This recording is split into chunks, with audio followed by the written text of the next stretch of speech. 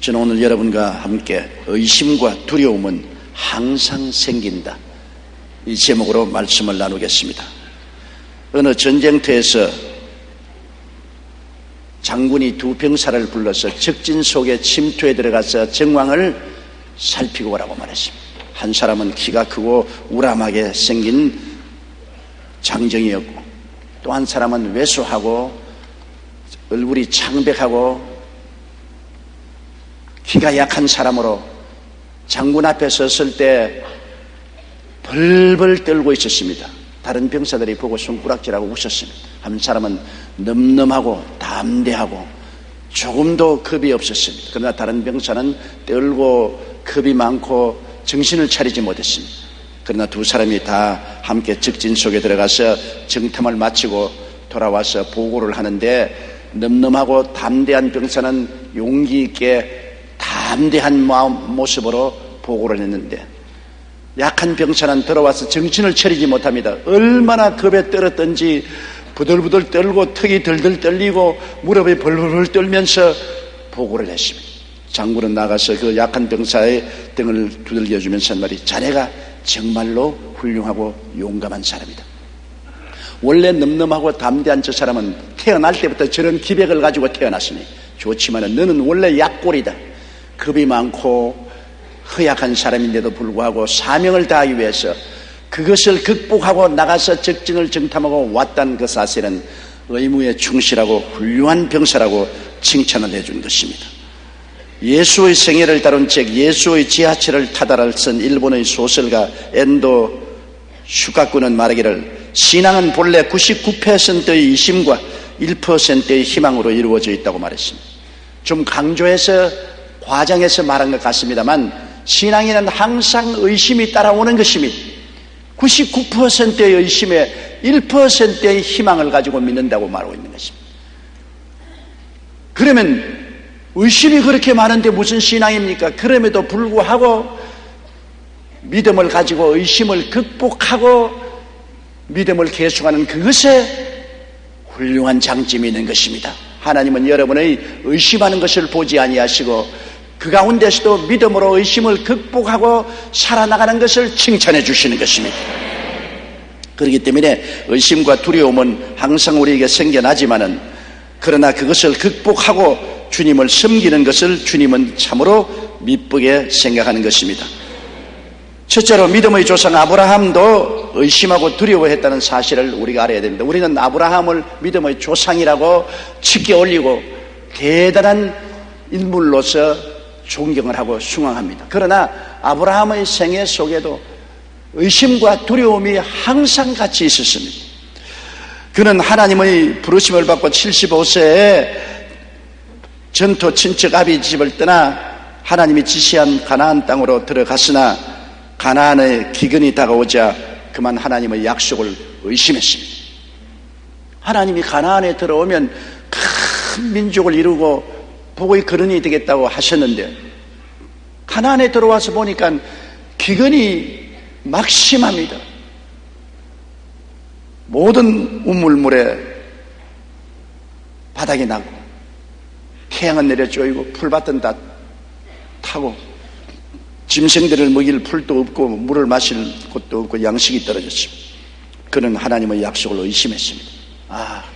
하나님이 나에게 복 주시겠다는 것은 거짓이었구나. 그래서 그는 가나안에서 하나님이 내려가라고 하지 아니하신 애굽으로 내려가기로 작정을 하고, 이제는 하나님을 의지하지 아니하고 인간으로 살아갈 계획을 세웠습니다. 생존 전략을 인간의 힘에 의해서 세웠습니다. 그것은 자기 아내에게 대해서 부탁하는 것입니다. 당신은 아리따운 여인이라 애굽에 내려가면 틀림없이 당신을 취하기 위해서 나를 죽일 터이니 이제부터 우리 부부라고 하지 말고 형제간이라고 말하자. 당신은 나를 오빠라고 부르시오. 나는 당신을 여동생이라고 부르리이다. 생존 전략입니다. 믿음의 조상치고는 너무나 초라하기 짝이 없습니다. 그런 위대한 믿음의 조상 아브라함도 의심이 생겨나자 공포가 그 마음을 짓눌렀습니다.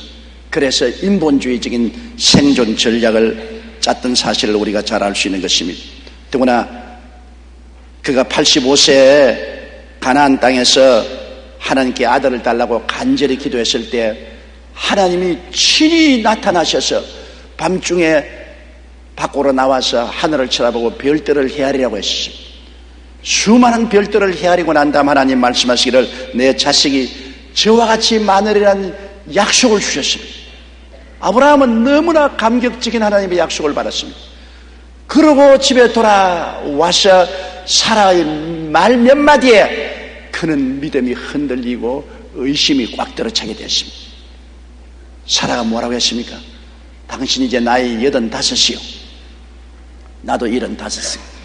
나는 경수도 끊어졌고 자식을 생산할 수 없으니 당신이 들어있다고 후손이 없어질 것 아니에요. 그러니 내 여종 하갈이 젊고 싱싱하고 좋으니 여종 하갈을 첩으로 줄 테니까 하갈에 들어가서 자손을 보시오. 그 말 한마디에 그만 하나님의 약속은 다 날아가 버리고 막 의심이 꽉 들어차고 맞았어. 내 나이 85이니 얼마나 있으면 자녀를 생산할 수 있는 힘이 없어져. 내 아내는 경수도 끊어졌어. 이건 뭐 보통 문제가 아니야. 하나님이 내 자손이 하늘에 별과 같고 땅에 모래 같다 하더라도 그것은 그것이고 내가 어떻게 믿을 수가 있냐. 믿음의 조상이 그렇게 형편없는 분인 줄은 몰랐죠. 아예 그냥 금시 하나님의 약속을 받고 돌아서서 그 아내의 말 듣고 난 다음 믿음이 흔들려서 추풍 낙엽같이 떨어지고 그는 사라의 여종 하갈을 취해서 이스마엘을 낳았습니다. 그때 아브라함이 사라의 말만 안 들었더라면 오늘 중동에 저런 전쟁은 일어나지 아니할 것입니다. 이스라엘과 아랍 전쟁, 미국과 이락 전쟁 같은 것도 안 일어났을 것입니다. 조상이 하나 잘못 심어놓은 씨앗 때문에 대대손손이 비극을 거두는 것을 우리가 볼 수가 있는 것입니다. 여러분, 하나님 말씀을 떠나면은 우리의 믿음은 의지할 데가 없습니다. 우리가 믿는 것은 오직 하나님의 약속 하나만 바라보고 믿는 것입니다. 리처드 범브란드 목사님은 1948년 루마니아가 공산화될 때 공산당에 체포되어 10년 이상 감옥의 고통을 당했습니다. 수년 동안 지하 감옥에 갇힌 적도 있었습니다. 그러나 범브란드 목사님은 그동안에 성경을 수백 번 읽으면서 위로와 용기를 얻었는데 성경에 두려워 말라는 말씀이 365번 기록되어 있던 사실을 발견했습니다. 그는 이것을 1년 365일 동안 매일매일 두려워 말고 살아가라는 하나님의 말씀으로 받아들였습니다. 그리고 그 믿음대로 용기와 힘을 주시는 하나님을 체험했고 10년 감옥 생활에서 나중에 해방되어 자유의 머무르게 된 것입니다. 그가 그 어둡고 캄캄한 지하 감옥에서 공산당들에게 한없는 어려움을 겪을 때 계속해서 예수만 포기하면 놓아주겠다고 할 때 마음속에 의심이 안 생길 리가 있겠습니까? 의심과 두려움이 폭풍같이 몰아쳤을 것입니다. 그러나 매일같이 성경을 읽고 10년 동안 수백 번의 성경을 읽음으로 말씀이 그를 붙잡아 주신 것입니다. 여러분, 우리가 시험을 당할 때 말씀 이외에는 의지할 곳이 없습니다. 존 번연이 쓴 철로 역정에 보면 천국으로 가는 순례자 크리스천의 의심의 성이라는 곳에 갇혔습니다. 그 성주는 절망이라는 거인인데 크리스천을 흠씬 두들겨 패고 성의 뒷마당으로 데려가서 먼저 죽은 사람들의 해골이 가득한 것을 보여주면서 너도 이 의심이란 성 속에서 죽어서 저렇게 해골이 될 것이라고 절망이란 거인이 말을 했습니다. 그러나 크리스천은 그날 밤 어두운 토굴 속에서 간절히 기도하고 난 후 다음날 아침에 이렇게 외쳤습니다. 그렇다, 나에게는 약속의 열쇠가 있다. 그 열쇠는 이 의심의 성에 있는 모든 문도 열 수 있지 않은가. 나는 이곳에 벗어날 얼마든지 자유를 누릴 수 있는 사람이다.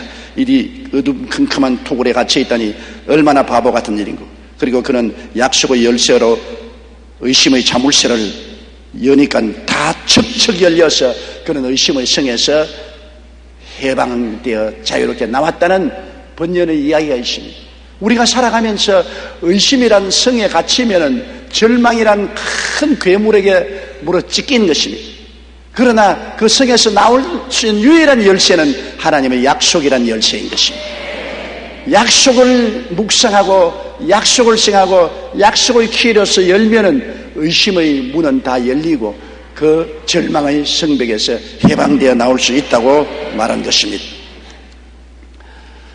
그러므로 의심과 두려움은 위대한 믿음의 조상 아브라함에게도 떠나지 않았고, 그로 말미암아 수많은 시련과 환난을 겪었습니다.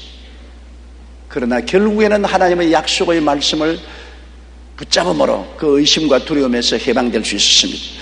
우리가 둘째로 의심과 두려움을 가진 예수님의 제자들을 보고도 그 사실을 알 수 있는 것입니다. 한 번은 예수님이 밤바다를 제자들을 독촉해서 배를 타고 가라고 했습니다. 벳세다의 광야에서 가버나움까지 밤바다를 배를 타고 가는데 파도가 쳐서 물이 배에 가득하게 되었습니다. 그럴 때 예수님이 밤중에 물 위로 걸어옵니다. 흰 빛을 내시면서 오르락내리락 파도를 밟고 오니까 제자들이 보고 유령이라고 생각했어요. 유령이다. 우린 다 죽었다. 바다에서 풍랑이 이럴 때 유령이 바다 위에 보이면 죽는다는 징크스가 있습니다. 다 죽었다고 고함쳤습니다. 그때 예수께서 내니 두려워 말라고 하니까 베드로가 담대하게 말했지만 주시어도 나로 명하여 바다 위로 걸어오게 하셨어. 예수님이 오시는 발걸음을 멈추시고 걸어오라.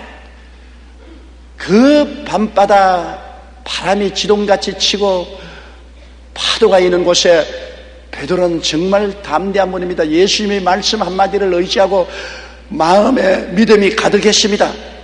믿음은 들음에서 나며 들은 그리스도의 말씀으로 말미암는다고 말씀이 꽉 들어차니 베드로의 마음속에 믿음이 꽉 들어차서 죽기 아니면 살기로 그 밤바다에 그는 배에서 걸어 나갔습니다. 그 파도 위를 밟고 쩌벅 걸어갔는데 그다음 일진 광풍이 불어와서 베드로의 얼굴을 때리니까 물보라가 얼굴을 그치고 지나갔습니다. 지동치는 바람 소리가 났습니다. 그는 그만 예수님을 바라보지 않고 바람과 파도를 바라보자 마음속에 말씀은 떠나가고 불안과 공포가 꽉 들어찼습니다. 환경을 바라보자 불안하고 공포에 떨게 되었습니다. 그러자 믿음은 날아가고 의심과 두려움이 들어오자 그는 물에 빠졌습니다. 물에 푹 내려가면서 주여 나를 살려주소서 내가 빠져 죽나이다. 예수께서 와서 손을 잡고 베드로를 일으켜 세우면서 하신 말씀이 믿음이 적은 자여 왜 두려워했느냐. 보십시오. 사람이라는 것은 환경을 바라보면 마음이 동요합니다. 어떠한 환경이 다가와도 마음을 차분하게 해서 하나님 바라보고 말씀만 가지면 괜찮아요. 원래 그렇게 갈릴리 바다에 풍랑이 일어나고 바람이 불 때도 베드로는 말씀만 받았을 때는 물으로 걸어갔지 않습니까? 그런데 갑자기 말씀을 버리고 바람과 파도를 바라보고 두려워하고 의심을 하자 빠졌거든요. 환경이 달라진 것은 아닙니다. 베드로의 마음의 자세가 달라진 것입니다. 안연하여 하나님을 바라보고 말씀을 생각했으면 어떠한 파도도 이겨나갈 수 있는 것입니다. 그러나 불안과 공포가 들어오면 그는 바다에 빠지게 된 것입니다. 저는 한 인도 선교사님이 기록한 간증을 읽고 큰 은혜를 받은 적이 있는데 한 번은 그가 복음을 전하다가 커다란 비단뱀에게 습격을 당해서 비단뱀이 그냥 휙 감아버렸습니다. 여러분 인도나 아프리카의 큰 뱀은 송아지도 잡아먹습니다. 그러니 선교사가 그냥 비단뱀에 확 감겨서 비단뱀이 쫙 쪼으니까 숨을 쉴 수가 없죠. 그런데 갑자기 하나님께서 성령으로 마음속에 이사야 30장 15절의 말씀을 기억나게 했습니다. 잠잠하고 신리하여 힘을 얻을 것이오늘. 제일 처음에는 막 비단뱀하고 싸우려고 발버둥을 치고 막 했는데 이 말씀이 와서 잠잠하고 신리하여 힘을 얻을 것이오늘 하기 때문에 그만 잠잠하게 해서 그 비단뱀이 쪼아오는 가운데 하나님만 생각하고 묵상으로 있었습니다. 한참 있으면 비단뱀이 스르르 풀더니만 그만 슉 산속으로 들어가 버리거든. 이상하다. 그래 나중에 알고 보니까 비단뱀은 죽은 것은 절대로 안 먹는답니다. 살아서 발버둥을 치는 것을 잡아먹지 죽은 것은 안 먹는데 이 선교사를 휘어 감았는데 절표는 발버둥 치다가 조용히 있으니까 이 죽은 놈이구나. 그러고 그냥 풀고 가버렸었어요. 만일 선교사가 발버둥을 쳤더라면 그는 비단뱀 배 속에 들어가고 말았을 것입니다. 어떠한 위기에 처해도 잠잠하여 말씀을 묵상하면 원수는 한 길로 왔다가 7길로 물러가고 마는 것입니다. 우리가 어떤 상황에 처할지라도 말씀을 묵상하고 하나님께 도움을 구하면 두려움을 극복하고 영적인 전쟁에서 승리할 수가 있는 것입니다. 우리가 성경에 보면 참 큰 일을 행한 주의 종들을 바라보고 굉장히 칭찬하고 흠모하지만은 그 주의 종들이 모두 다 완전한 믿음을 가졌냐? 그러지 않습니다. 벌벌 떨면서 믿은 것입니다. 그냥 믿은 것이 아니에요. 의심과 두려움으로 벌벌 떨면서 믿었어요. 예수님이 베세다 광야에 가셔서 말씀을 전할 때 남자만 5,000명, 부녀자 기만 명이 왔을 때 주님이 빌립을 불러서 저들에게 먹을 것을 주라고 했습니다. 빌립은 주님의 명령을 듣고 난 다음에 의심이 꽉 들어찼습니다. 주여, 광야입니다. 떡 살 곳도 없고 떡 살 돈도 없습니다. 못 먹입니다. 의심과 두려움이 꽉 들어찼습니다. 아예 빌립은 포기했어요. 그런데 안드레는 믿었으면서 안 믿었고 안 믿으면서도 믿었습니다. 그는 주님의 말씀을 듣고 난 다음에 믿음으로 어린아이를 설득해서 보리떡 5개와 물고기 2마리를 얻어왔지만은, 그러나 주님에게 와서 하는 말 보세요. 빌립은 완전히 의심했지만은 안드레는 의심을 하면서도 믿은 것이 요한복음 6장 8절로 9절에 제자 중 하나 곧 시몬 베드로의 형제 안드레가 예수께 여짜오되 여기 한 아이가 있어 보리떡 5개와 물고기 2마리를 가졌나이다. 그러나 그것이 이 많은 사람에게 얼마나 되겠삼나이까. 믿으면서 안 믿었고 안 믿으면서 믿었습니다. 그러니 여러분, 빌립은 아예 안드레는 빌립은 낙제해버렸고, 안드레는 그래도 의심쩍으면서도 반신반의하면서 보리떡 5개와 물고기 2마리를 가져와서도 담대하게 말하고, 이렇게 많은 사람 중에 이것과 뭐가 되겠습니까? 그러나 나는 믿습니다. 안 믿습니다. 안 믿습니다. 그러나 믿습니다. 그러나 예수님은 그 안드레를 귀하게 여겼습니다. 전혀 의심을 해버린 빌립은 제껴놓고, 그래도 의심이 있음에도 불구하고 의심을 극복하고 믿음으로 나온 안드레를 크게 사랑했습니다. 그 안드레의 믿음을 받아들여서 그 보리떡 5개와 물고기를 축복하며 5,000명을 먹이고 12바구니 남게 된 것입니다. 중국을 뒤흔드는 위대한 내지 선교사 허드슨 테일러, 그는 역사적인 인물입니다. 중국이 공산화되어서 기독교가 다 죽었다고 했을 때도 허드슨 테일러가 뿌린 내지 선교의 복음 역사가 중국 속에 계속해서 영혼의 불길치는 복음으로 퍼져나간 것입니다. 그는 런던의 선교부에서 더 이상 선교비를 보낼 수 없으니 선교 사업을 중단하고 귀국하라는 편지를 받았습니다. 공산화되기 전에 중국에 있었습니다. 하는 수 없이 그는 영국으로 가는 배를 타기 위해 상해로 갔습니다. 다음날 떠나는 배를 기다리기 위해 하룻밤 여관에서 묵던 그는 앞으로 사역을 위해 기도했습니다. 그때 하나님께서 그에게 성경 말씀 2구절을 생각나게 했습니다. 하나는 사무엘에서 나오는 에베네셀, 즉 주님께서 여기까지 너를 도와서 왔잖느냐, 너 힘으로 온 것은 아니지 않느냐. 그리고 둘째, 야훼 이레시라, 하나님은 미리 아시는 거로 미리 예비하시는 하나님, 하나님이 예비하시지 사람이 예비하시냐. 그 두 성경 말씀이 마음속에 들어와서 그는 묵상했습니다. 에베네셀, 지금까지 하나님이 이끌어 주셨다. 야훼 이레, 하나님께서 모든 것을 아시는 거로 모든 것을 예비해 놓았다. 눈에는 아무 증거 안 보이고 귀에는 아무 소리 안 들리고 손에는 잡히는 거 없어도 하나님이 예비하신다. 그는 아침에 보따리를 도로 샀습니다. 하나님이 지금까지 이끌어 주셨으니 장차도 이끌어 주실 것이요, 하나님이 모든 것을 미리 아시고 준비해 주셨으니 눈에는 아무 증거 안 보여도 주님이 예비해 주실 것이라. 런던의 선교부가 안 되어져도 하나님이 나를 도와줄 것이다. 그래서 그는 의심을 극복하고 믿음으로 다시 중국 내지로 들어갔습니다. 그는 신앙선교회라는 단체를 조직하고 복음을 전파하여 기독교 역사상 잊을 수 없는 빛난 공적을 세우고 내지 선교에 크게 선교했던 것입니다. 그가 하나님의 약속의 말씀을 의지하였다면 환경을 바라보았으면 낙심하고 런던으로 돌아가고 말았을 것입니다. 환경을 그는 바라보고 의심이 생겨서 상해까지 남았으나 믿음으로 도로 극복하고 내지로 들어가서 선교에 크게 성공했던 것입니다. 하나님의 말씀은 영적 전쟁에서 승리하기 위해서 반드시 필요합니다. 하나님의 말씀이 바로 믿음의 능력이 되는 것입니다. 그러므로 셋째로 우리가 오늘 생각하고 싶은 것은 믿음이란 영적인 전쟁입니다. 전쟁에는 이기기도 하고 지기도 하고 죽이기도 하고 죽기도 하는 것이 전쟁 아닙니까? 살벌하지 않습니까? 믿음이란 아주 로맨틱하게 아름다운 음악을 듣는 것처럼 기분 좋게 믿는 것이 아닙니다. 믿음이란 복싱하는 것 같아서 때려서 상대방의 코를 터뜨려 피를 흘리게 하면 나도 눈이 찢어져서 피가 나오고 피투성이의 싸움입니다.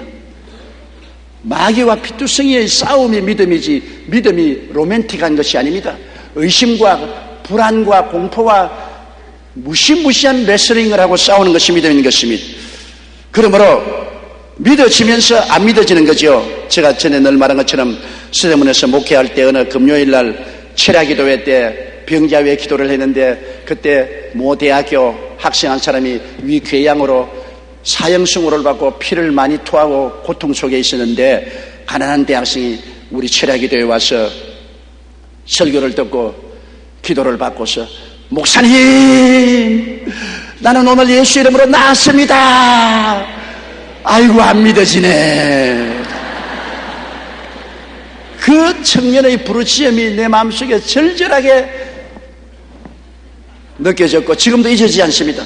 그는 얼마나 낫고 싶어서 믿습니다 목사님. 아이고 안 믿어지네. 이것이 우리 모든 사람의 고민이요 싸움인 것입니다. 믿어지려고 하는데 안 믿어지지 않아요. 여러분 예수님이 변화산상에서 내려올 때 9 제자와 함께 있던 어느 사람이 예수님께 외쳤습니다. 주여 내 아들을 불쌍히 여겨 주옵소서. 귀신이 저를 잡으며 불에도 던지고 물에도 던지나이다. 당신 제자들에게 데려왔는데 제자들이 고치지 못하나이다. 무엇을 할 수 있거든 내 아들을 도와주소서. 그때 예수님이 뭐라고 했습니까? 할 수 있거든이 무슨 말이냐? 믿는 자에게 능치 못하심이 없나니라. 그러자 그 아버지가 제가 믿나이다. 아이고 믿음 없음을 불쌍히 여겨 주옵소서. 보십시오. 그 아버지가 믿습니다고 고함을 치면서도 마음에 의심이 생기니까 믿음 없음을 불쌍히 여겨달라고 단식했습니다. 이것이 우리 인생들이 다 체험하는 바인 것입니다.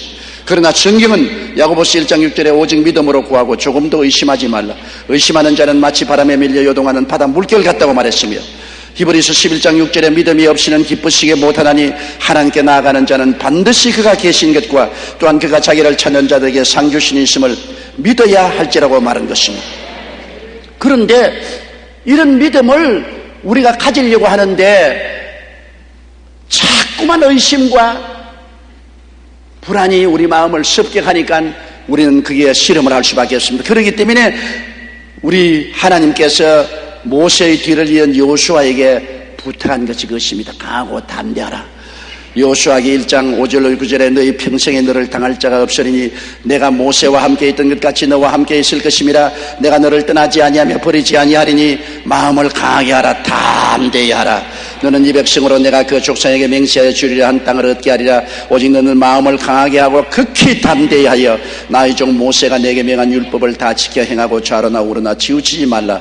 그리하면 어디로 가든지 형통하리니 이 율법책을 내 입에서 떠나지 말게 하며 주야로 그것을 묵상하여 그 가운데 기록한 대로 다 지켜 행하라. 그리하면 내 길이 평탄하게 될 것이라. 내가 형통하리라. 내가 내게 명한 것이 아니냐. 마음을 강하게 하고 담대히 하라. 두려워 말며 놀라지 말라. 내가 어디로 가든지 내 하나님 야훼가 너와 함께 하시니라. 하나님이 여호수아에게 얼마나 당부를 하십니까? 몇 번이나 마음을 강하게 하고 담대해야 두려워하고 놀라지 말라. 그것은 왜냐? 우리 인생이 믿음으로 산다고 하면서도 언제나 의심과 두려움이 습격을 해오기 때문에 대비를 하라는 것입니다. 그러면 어떻게 대비할까요? 여호수아에게 하나님이 부탁한 것을 우리가 분석해서 보면 첫째로 말씀을 주야로 묵상하라고 말한 것입니다. 너가 항상 이 말씀이 눈에 떠나지 말게 하라. 율법이란 말씀을 말하는 것입니다. 이 율법이 너희 눈에서 떠나지 말게 하라. 왜? 말씀이 떠나면은 그때부터 의심과 두려움이 다가오기 시작하는 것입니다. 그렇기 때문에 늘 우리가 주일 예배에서 말씀을 듣고 3일 성경 공부도 하고 집에서 성경 공부를 늘 하고 말씀을 늘 떠나지 말라는 것은 말씀이 우리 믿음을 붙잡아 주기 때문인 것입니다. 말씀을 가지고 있으면 풍랑도 걸어가지만 말씀이 떠나면 풍랑에 빠져들어가는 베드로처럼 말씀을 늘 묵상하라고 하나님 말씀하셨습니다. 시편 119편 92절에 주의 법이 나의 즐거움이 되지 아니하였다면 내가 내 고난 중에 멸망하였으리라고 말했습니다. 에레미야 23장 29절에 나 야훼가 말하노라 내 말이 불같지 아니하냐 반석을 쳐서 부수뜨리는 방망이 같지 아니하냐. 에베소 6장 12절에 성령의 검 곧 하나님의 말씀을 가져라. 하나님의 말씀 없이 우리가 의심과 두려움을 이길 수가 없어요. 제2차 세계대전 때 연합군 총사령관으로 전쟁을 승리로 이끌었던 드와이트 아이젠하워는 믿음의 사람이었습니다. 그의 부모는 드와이트 무디 목사님의 설교에 감동을 받아 그 아들을 낳았을 때 이름을 드와이트 아이젠하워라고 지었습니다. 이렇게 신앙의 가정에 성장한 그는 하나님께 늘 함께 하심을 믿었습니다. 전장에서도 그는 믿음을 가지고 하나님을 의지한 결과에 포악한 독재자였던 히틀러와 무솔리니를 격파할 수 있었던 것입니다. 그 당시 아이젠하워는 항상 그의 책상 앞에 붙여놓고 그의 수첩의 기록에서 매일같이 보는 성경 구절이 있었습니다. 그것은 스가리야서 4장 6절에 이는 힘으로 되지 아니하고 능으로 되지 아니하고 오직 나의 신으로 되나니라. 그는 늘 엎드려서 이 말씀을 가지게 됐습니다. 하나님, 전쟁의 성패는 하나님의 성령에 있습니다. 눈의 힘으로도 안 되고 능으로도 안 되고 하나님의 성령의 역사로 전쟁에 이기는 것이 성령이 이끌어 주옵소서. 그는 그 말씀에 매달려서 어려운 전쟁을 승리로 이끌 수가 있는 것입니다. 전쟁터에서 이길 것이냐 질 것이냐 마음속에 불안과 공포와 의심이 폭풍을 칠 때도 그는 말씀에 했었습니다. 힘으로도 안 되고 능으로도 안 되고 나의 신으로 된다고 했으니 성령님을 인정하고 환영하고 모시드리고 의지합니다. 성령이 이끌어 주시옵소서. 그래서 그는 전쟁에 승리할 수 있었던 것입니다. 성경이야말로 용기의 근원이 되는 것입니다. 12년 전 영국 런던의 한 신문 편집자가 국회의원, 대학 교수, 사업가, 작가 등 사회 각계 주요 인물 100명을 대상으로 이런 설문조사를 했습니다. 만일 당신이 3년간 감옥에 들어간다면 꼭 지니고 갈 책 3권을 주시고 그 이유를 말씀해 주십시오 하니까 그 조사한 결과 놀랍게도 응답자의 98%가 감옥에 3년 동안 들어가 있으면 첫째 성경책을 가지고 가겠다. 그들 중에 기독교인은 소수에 불과했고 대부분 불신자나 무신론자였는데 왜 성경을 가지고 가겠습니까? 물으니까 성경을 택한 이유는 한결같이 고난을 당하거나 소외당했을 때 성경이 용기와 위로를 주리라고 믿기 때문입니다. 성경 이외에는 고난당했을 때 꿈을 주고 희망을 주고 위로와 믿음을 줄 책이 없기 때문인 것입니다.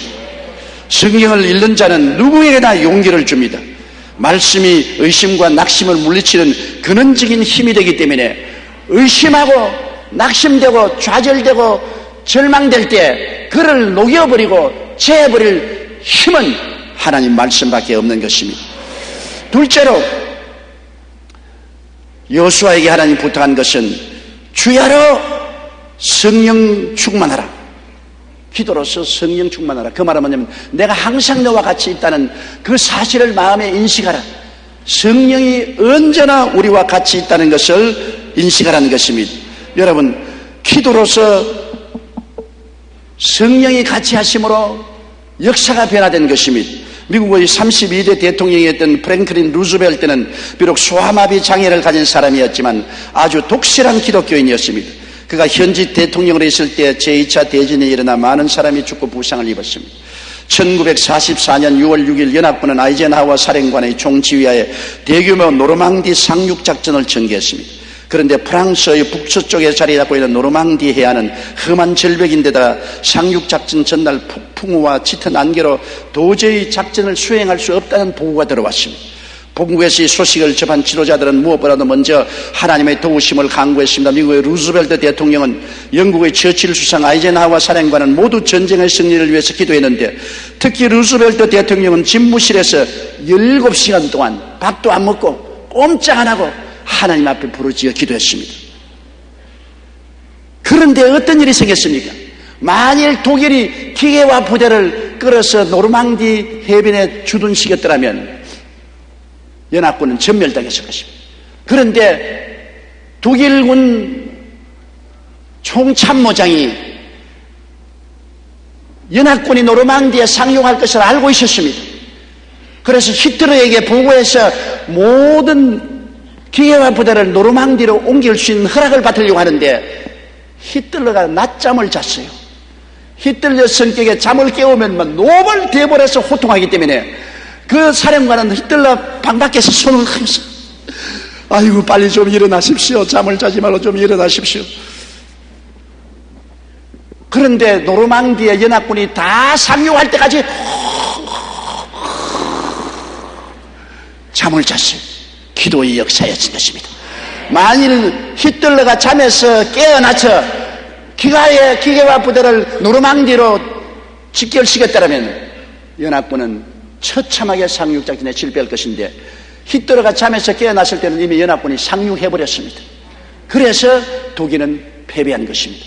기도가 한편은 깨어있게 하고 한편은 잠들게 만드는 것입니다. 기도가 성도는 깨어나게 하고 마귀는 잠들어버리게 만들어주는 것입니다. 그러므로 항상 기도하고 성령이 충만해야 우리가 의심과 불안과 공포를 이길 수가 있는 것입니다. 예레미야 33장 3절에 너는 내게 부르짖어라. 내가 내게 응답하겠고 내가 알지 못한 크고 비밀한 일을 보여주리라. 루즈베르트의 17시간 기도가 얼마나 크고 비밀한 것을 보여줬습니까? 그게 뭡니까?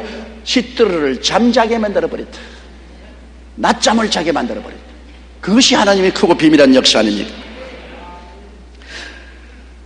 그 다음 셋째로 성경에는 마음을 강하게 하고 담대하라, 마음을 강하게 먹으라고 자꾸 여호수아에게 말했습니다. 마음을 강하게 먹어라. 마음을 약하게 먹으면 안 된다.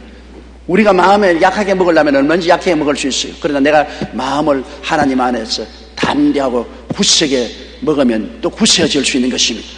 우리 자신을 의지한다면 우리가 연약하지만은 천지를 지으신 하나님께 의지하면 마음을 굳세게 하고 강하게 하고 담대하게 할 수 있지 않습니까? 신명기 31장 8절에 야훼 그가 내 앞서 행하시며 너와 함께 하사 너를 떠나지 아니하며 버리지 아니하시리니 너는 두려워 말라 놀라지 말라. 하나님 앞에서 마음을 강하게 하고 담대하여 두려워하고 놀라지 말라. 잠언 4장 23절에 무릇 지킬 만한 것보다 더욱 내 마음을 지켜라. 생명의 근원이 이에서 남이라고 말했습니다. 이번이 13장 5절로 6절에 그가 친히 말씀하시기를 내가 과연 너희를 버리지 아니하고 과연 너희를 떠나지 아니하리라 하셨느니라. 그러므로 우리가 담대히 가로되 주는 나를 돕는 자신이 내가 무서워 아니하겠노라. 사람이 내게 어찌하리요 하노라. 이와 같이 하나님을 의지하고 하나님의 도움을 바라고 마음을 강하고 담대하게 해야 의심과 불안이 떠나가는 것입니다. 마음을 강하고 담대한다는 것이 얼마나 중요한지요. 19세기 독일의 블룸하르트는 튜빙겐 대학에서 물리학, 천문학, 세계 역사, 철학을 공부하여 당대 가장 학식 있는 경건했던 인물로 꼽혔던 사람입니다. 그는 독실한 크리스찬이었는데 그가 다니던 교회에는 20년 동안 귀신 들려 고생하던 드우스라는 자매가 있었습니다. 블룸하르트는 이 자매를 위하여 영적 전쟁을 치르기로 결심을 했습니다. 그리고 그 다음부터 늘 그녀를 위해서 매일 정기적으로 기도했는데 한 번은 1845년 7월 20일은 아침 8시부터 오후 4시까지 학교에 강의도 안 가고 귀신을 쫓는 기도만 했습니다. 그러나 그녀는 쉽게 고치지 않았습니다. 아무리 기도해도 별 효과가 없는 것처럼 보였기 때문에 본교회 목사님과 성도들이 교수님이 쓸데없는 짓 하고 있다. 교수님이 아무리 해도 저렇게 오랫동안 20년 동안 정신병에 걸린 자매가 나을 택이느냐 낙심을 치겠습니다. 그러나 브룸하르트 박사는 마음에 강하게 담대하게 용기를 가지고 낙심하지 않고 마음을 굳게 하고 더욱 기도에 박차를 가해서 열심을 냈습니다. 그 결과 그해 12월에 드우스 자매에게 귀신이 소리치며 떠나갔었습니다. 그리고 완전히 나아버렸습니다. 이 광경을 본 그 교회의 사람들은 모두 이 기적이 브룸하르트의 기도 덕분이라고 인정했던 것입니다. 브룸하르트가 그 현실적인 눈으로 볼 때 도저히 나을 수 없는 그 자매님을 보고도 말씀에 있어서 강하고 담대했습니다. 저는 이것을 늘 경험해요. 제가 해외 복음을 전도하러 갔을 때 수십만 명이 앞에 모였는데 복음을 전하고 난 다음에 언제나 마음속에 병자회식 기도 할까 말까 할까 말까. 만일 병자회식 기도했다가 이 모르는 사람 앞에 기사와 이적이 안 나타나면 하나님 망신 너 망신 합동 망신한다. 마귀가 강하게 말을 해요. 그러니 그냥 회개할 사람만 인도하고 손 털어버려라. 그러나 또 다른 면에서는 성령께서 강하고 담대하라. 눈에는 아무 증거 안 보이고 귀에는 아무 소리 안 들려도 병자 위에 기도하고 내가 지시한 대로 아픈 사람을 불러내어라. 그 마음의 갈등은 언제나 있습니다. 한 번도 없은 적이 없어요. 마음의 갈등이. 내일 또 왜 해외 집회 가면 또 그 갈등이 있을 것입니다. 하지 마라. 편안하게 그냥 가라. 너 큰일 난다. 기도해놓고 난 다음 한 사람도 기적이 안 일어나면 너 얼마나 망신이냐. 꼭 마귀가 그렇게 말을 해요. 그러나 하나님 성경에서는 강하고 담대하라. 두려워 말고 놀라지 말라. 그래서 제가 강하고 담대하게 성령의 말씀을 의지하고 나가면 언제나 큰 기사와 이적이 일어난 것입니다. 강하고 담대했을 때마다 기사와 이적은 일어납니다. 그러나 어떤 영적 전쟁에도 마귀가 먼저 와서 말합니다. 너 창피당한다. 너 창피, 하나님 창피, 합동망신당한다. 그냥 편안하게, 다른 사람 다 편안하게 부흥에 있는데 너라고 왜 별짓 하느냐. 다른 사람들은 복음만 전가하고 물러가는데 너는 왜 구태여 병자외엔 기도한다고 그런 고생을 하느냐. 오늘은 그만둬라. 꼭 그 말 듣고 싶어요. 마음이 막 약해지니까.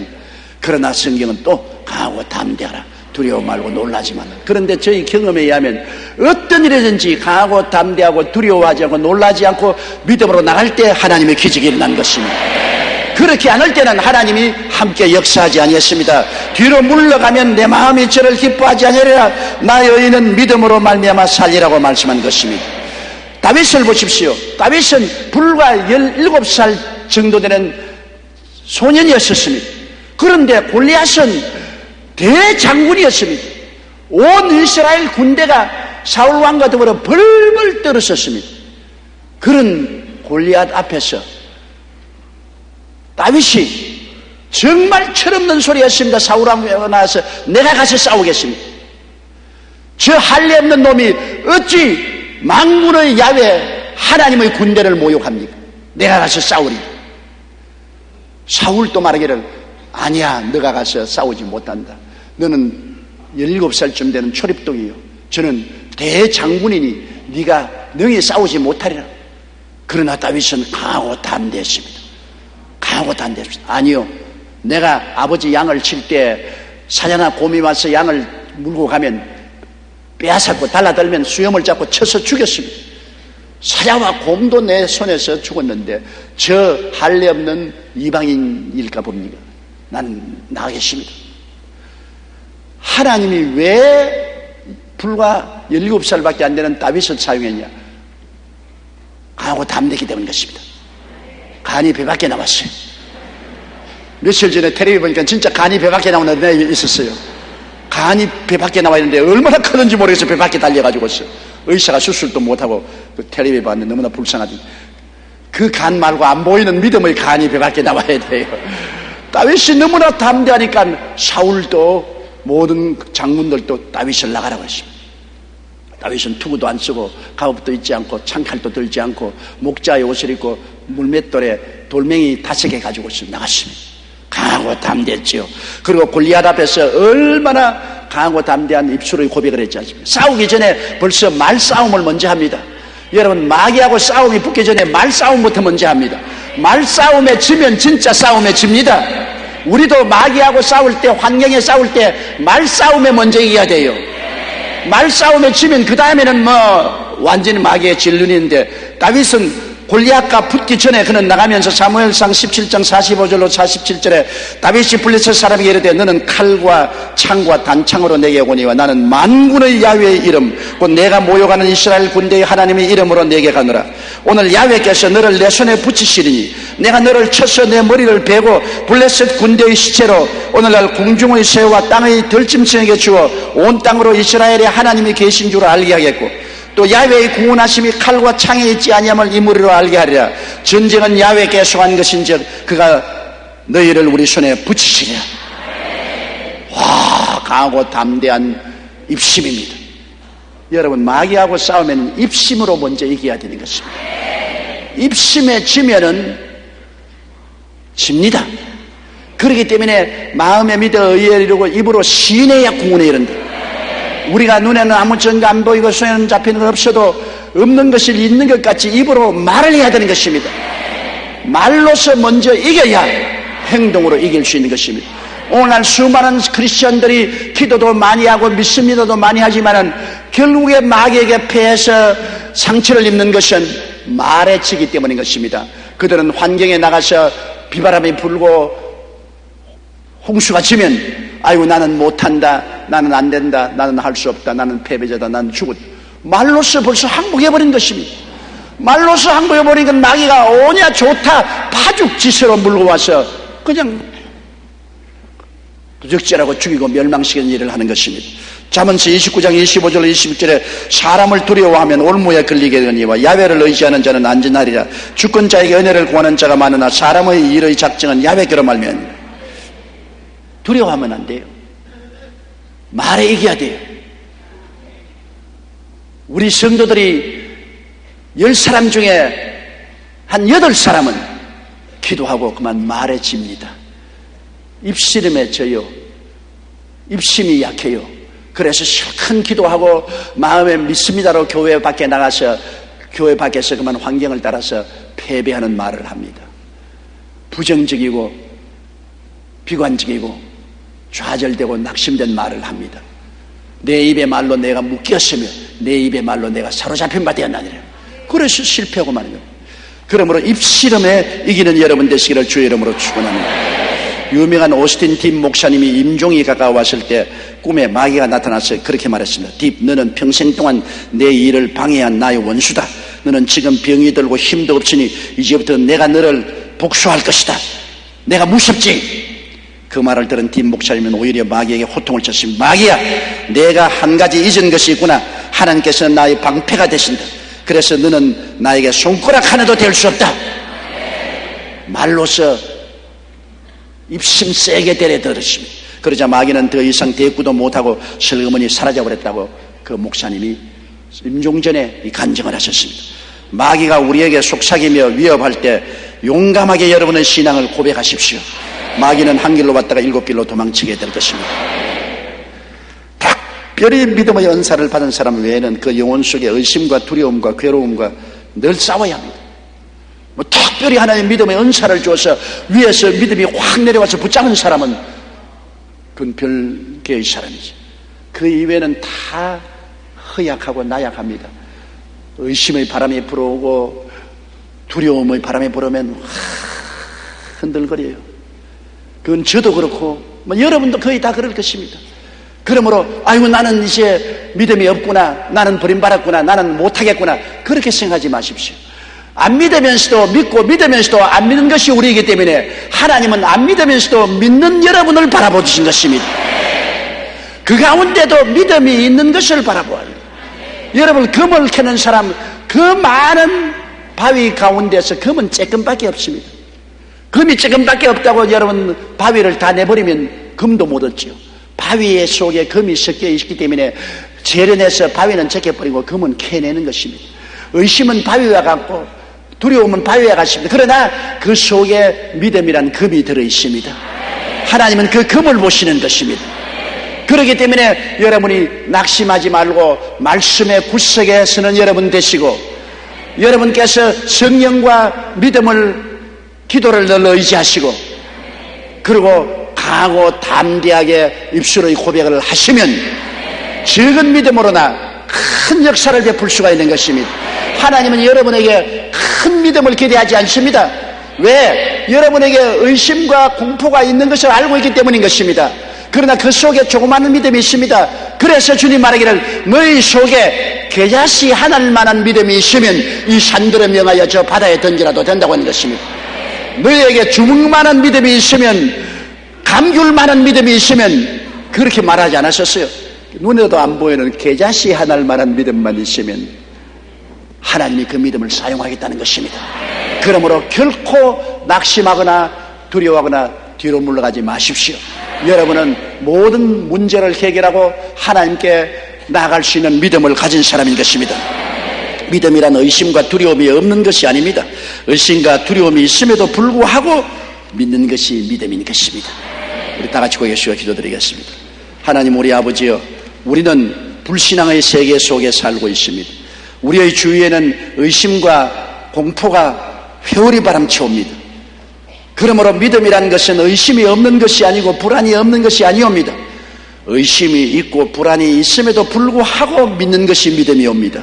우리의 가슴 속에 불안이 가득 차고 의심이 가득 차도 그럼에도 불구하고 믿습니다로 나올 때 하나님이 그 믿음을 귀하게 여겨서 내 믿은 대로 될지어다고 말씀하십니다. 아버지 하나님이여, 그러므로 우리는 믿음의 근본인 말씀의 굳세게 서게 도와주시옵소서. 항상 말씀을 잡고 매달리게 도와주시옵시고 늘 성령님을 인정하고 환영하고 모시드리고 의지하게 도와주시옵소서.